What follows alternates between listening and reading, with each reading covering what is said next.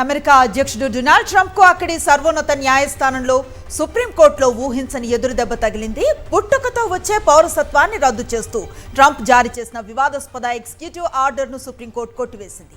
America గడ్డపై జన్మించిన ప్రతి బిడ్డకు పౌరసత్వం పొందే హక్కు రాజ్యాంగబద్ధంగా ఉంటుందని కోర్టు స్పష్టం చేసింది. ట్రంప్ రెండోసారి అధ్యక్ష బాధ్యతలను చేపట్టిన మొదటి రోజే తీసుకువచ్చిన ఈ వివాదాస్పద నిర్ణయానికి న్యాయస్థానం బ్రేక్ వేసింది. వలసదారుల విషయంలో కఠినంగా వ్యవహరించే అమెరికా అధ్యక్షుడు డొనాల్డ్ ట్రంప్ ఆశలపై అక్కడి సుప్రీంకోర్టు నీళ్లు చల్లింది.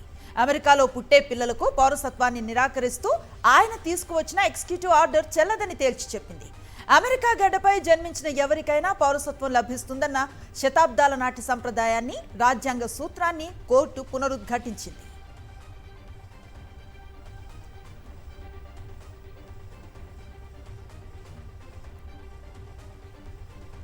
అమెరికా సర్వోన్నత న్యాయస్థానం సంచలన తీర్పుకు సంబంధించి పూర్తి డీటెయిల్స్ ను మా మేనేజింగ్ ఎడిటర్ కంచర్ల యాదగిరి రెడ్డి గారిని అడిగి తెలుసుకుందాం. నమస్తే యాదగిరి రెడ్డి గారు. అసలు ట్రంప్ తీసుకున్న నిర్ణయం ఏమిటి, అలాగే సుప్రీంకోర్టు తీర్పు సారాంశం ఏంటంటే ఏం చెప్తారు? డొనాల్డ్ ట్రంప్ తన రెండో విడత అధ్యక్ష బాధ్యతలు చేపట్టిన మొదటి రోజే వలసదారులను టార్గెట్ చేస్తూ పుట్టుకతో వచ్చే పౌరసత్వాన్ని రద్దు చేయాలని చెప్పి ఒక ఎగ్జిక్యూటివ్ ఆర్డర్ తీసుకొచ్చారు. అంటే అమెరికాలో లీగల్ గా ఉంటున్న H-1B స్టూడెంట్ అంటే F-1 వీసాలు, అలాగే టూరిస్ట్ వీసాలు లేదా అక్రమంగా సరిహద్దులు దాటి వచ్చిన వారికి పుట్టే పిల్లలకు ఆటోమేటిక్ గా పౌరసత్వం రాకూడదు అనేది ట్రంప్ పాలసీ. అయితే అమెరికా సుప్రీంకోర్టు ఈ రోజు దీనిపై చారిత్రాత్మకమైన తీర్పు ఇచ్చింది. చీఫ్ జస్టిస్ జాన్ రాబర్ట్స్ స్పష్టంగా ఏం చెప్పారంటే, అమెరికా రాజ్యాంగంలోని 14వ సవరణ ప్రకారం అమెరికా గడ్డపై పుట్టిన ప్రతి బిడ్డకు పౌరసత్వం పొందే హక్కు ఉంటుంది. డొనాల్డ్ ట్రంప్ ఇచ్చిన ఎగ్జిక్యూటివ్ ఆర్డర్ రాజ్యాంగ విరుద్ధమని కొట్టివేశారు. అనుశ్రీ యాదగిరి రెడ్డి గారు, అమెరికాలో ఉన్న భారతీయులపై, ముఖ్యంగా ఈ ఐటీ ఉద్యోగులపై ఈ తీర్పు ప్రభావం ఎలా ఉండబోతుందంటారు?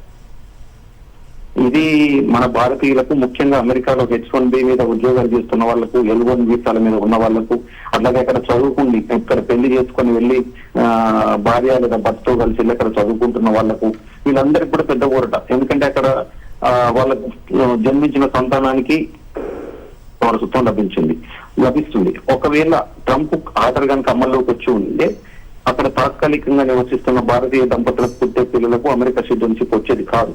వారు మళ్ళీ భారతీయ పాస్పోర్ట్ కోసం దరఖాస్తు చేసుకోవాల్సి వచ్చేది. అమెరికా ఇచ్చే డిపెండెంట్ వీసా మీద ఆధారపడాల్సిన పరిస్థితి వచ్చేది. కానీ ఇప్పుడు సుప్రీంకోర్టు ఆర్డర్ ను రద్దు చేయడం వల్ల ఎప్పటిలాగే అమెరికాలో పుట్టే భారతీయ సంతతి పిల్లలందరికీ కూడా పుట్టుకతోనే అమెరికన్ పౌరసత్వం లభిస్తుంది. కాబట్టి భారతీయ కమ్యూనిటీలో ఉన్న పెద్ద ఆందోళన ఇవాళ సుప్రీంకోర్టు తీర్పుతో తొలగిపోయింది. అసలు ట్రంప్ ఈ నిర్ణయాన్ని ఎందుకు అంత పట్టుదలగా తీసుకువచ్చారు? దీని వెనుక ఏదైనా రాజకీయ వ్యూహం ఉందంటారా? ట్రంప్ మొదటి నుంచి అమెరికా ఫస్ట్ అని ఒక సిద్ధాంతాన్ని బలంగా నమ్ముతున్నారు. ముఖ్యంగా మెక్సికో సరిహద్దులు, అమెరికా ఆనుకుని ఉన్న మెక్సికో సరిహద్దుల నుంచి వచ్చే అక్రమ వలసదారులను అడ్డుకోవడం అన్నది ఆయన ప్రధాన ఎజెండా. కొందరు కేవలం పిల్లలకు పౌరసత్వం వస్తుందనే ఉద్దేశంతో కొన్ని సంపన్న దేశాలు, కొన్ని అభివృద్ధి చెందుతున్న దేశాలు, అట్లాంటి దేశాలు పిల్లలకు పౌరసత్వం వస్తున్న ఉద్దేశంతో అమెరికాలకు రావడం, అక్కడే ప్రసవాలు చేసుకోవడం, దీనివల్ల అమెరికా వనరులపై భారం పడుతుంది అనేది డొనాల్డ్ ట్రంప్ వాదన. తన ఓట్ బ్యాంకును, కన్జర్వేటివ్ ఓటర్లను సంతృప్తి పరచడానికి కూడా ఆయన రెండోసారి పదవిలోకి రాగానే మొదటి రోజే ఈ ఎగ్జిక్యూటివ్ ఆర్డర్ ని సంతకం చేశారు. కానీ అమెరికాలో చట్టం, రాజ్యాంగం అత్యంత బలమైనవి. ప్రెసిడెంట్ ఆర్డర్ అయినా సరే రాజ్యాంగానికి లోబడి ఉండాలని సుప్రీంకోర్టు మరొకసారి నిరూపించింది. అసలు ఈ ఆర్డర్ గతంలో ఎప్పుడైనా అమల్లోకి వచ్చిందంటారా? ఇప్పుడు ట్రంప్ ప్రభుత్వానికి ఉన్న ప్రత్యామ్నాయాలు ఏంటంటే ఏం చెప్తారు? లేదు, గతంలో ఈ ఆర్డర్ ఎప్పుడు ప్రాక్టికల్ గా అమల్లోకి రాలేదు.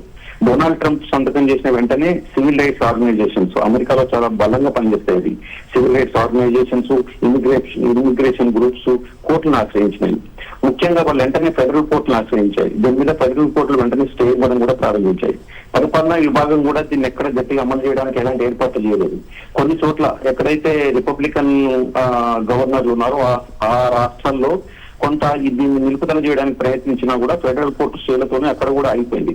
ఇక ప్రత్యామ్నాయాల విషయానికి వస్తే ప్రెసిడెంట్ హోదాలో డొనాల్డ్ ట్రంప్ ఏమి చేయలేరమ్మా. ఎందుకంటే సుప్రీంకోర్టు తుది తీర్పు ఇచ్చేసింది. ఈ చట్టాన్ని మార్చాలంటే అమెరికన్ కాంగ్రెస్ లో, అంటే ప్రతినిధుల సభలో గానీ సెనెట్ లో గానీ రాజ్యాంగ సభను తీసుకురావాలి. రాజ్యాంగ సభను తీసుకురావాలంటే దానికి 3/2 మెజారిటీ కావాలి. అది ప్రస్తుత రాజకీయ పరిస్థితుల్లో డొనాల్డ్ ట్రంప్ కు దాదాపు అసాధ్యం.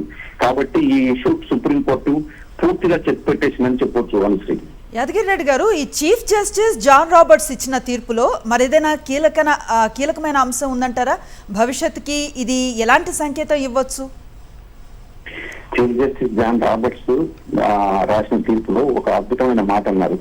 పౌరసత్వం అనేది హక్కులను కలిగి ఉండటానికి ఇచ్చే ప్రాథమిక హక్కు, అంటే రైట్ టు హ్యావ్ రైట్స్ అని ఆయన స్పష్టంగా పేర్కొన్నారు. 14వ రాజ్యాంగ సవరణ తెచ్చిన నాటి నిర్మాతలు ఈ దేశంలో పుట్టే ప్రతి వ్యక్తికి ఆ హామీ ఇచ్చారు. ఆ నమ్మకాన్ని నేడు సుప్రీంకోర్టు నిలబడుతుంది అని ఆయన చాలా స్పష్టంగా చెప్పారు. ఈ తీర్పు ద్వారా అమెరికా న్యాయ వ్యవస్థ ప్రపంచానికి ఒక బలమైన సంకేతం ఇచ్చింది. వైట్ హౌస్ లో ఎంతటి శక్తివంతమైన అధ్యక్షుడున్నా రాజ్యాంగం కల్పించిన ప్రాథమిక హక్కులను, వలసదారుల రక్షణను అంత సులభంగా మార్చలేరని ఈ సుప్రీంకోర్టు తీర్పు నిరూపించింది. ఇది డొనాల్డ్ ట్రంప్ ఇమిగ్రేషన్ పాలసీలకు పడిన అతిపెద్ద break. Right, thank you for the inputs అండి.